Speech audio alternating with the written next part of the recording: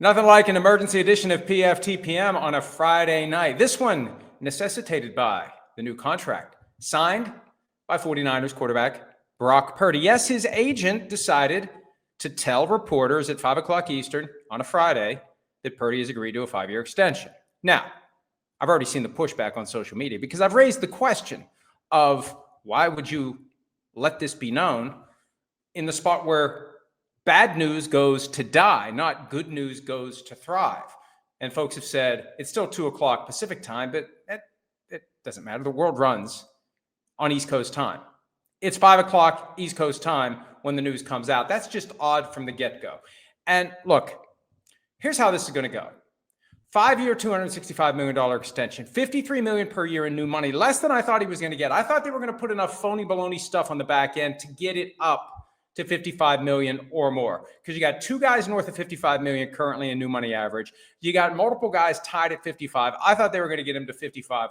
He's at 53. That ties him for 7th with Jared Goff at 53. It's either Jared Goff or it's one of the mid-level quarterbacks that somehow got a big contract. I think it's Goff. Just work with me. He's tied for 7th. Now, here's the question.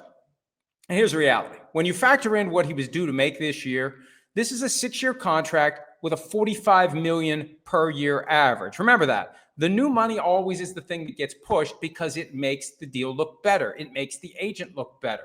All that matters is the length of the contract. It's a 5-year extension on a 1-year deal for a 6-year, $45 million per year contract. And look, that's not bad. That's not out of line with where Purdy currently is. The key is going to be this. 3 factors. What's the signing bonus? How much is fully guaranteed at signing? And what is the cash flow for the first 3 years? Specifically, when can the 49ers get out of this deal? Is it a 3-year commitment? Is it a 2-year commitment? Is it a 1-year commitment? The details are going to show a lot here. But the bottom line is Purdy traded in $5.4 million that he was due to make this year for the certainty of a good to great but not awesome contract. And that's okay. I think it may be a fair deal for both sides here once we see the details and once we find out whether or not the 49ers can make an easy or at least not impossible exit if Purdy regresses. Because the bottom line is he's a middle-of-the-pack guy, and that's okay. Not everybody can be top 10. He's not one of the best quarterbacks in the NFL. He's good enough for the 49ers. They want to keep him. Let's see what this contract looks like when we dig into the details. We know how it goes.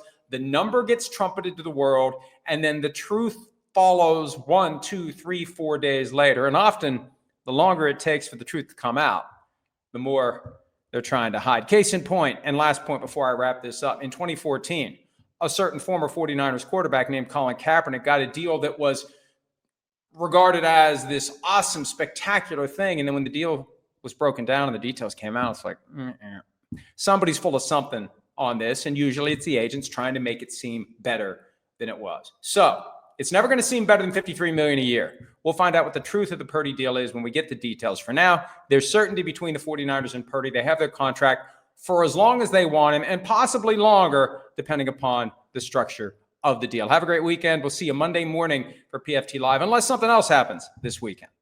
Hi, it's Mike Florio. Thanks for watching PFT on YouTube. Hit subscribe for the latest news and analysis from Pro Football Talk.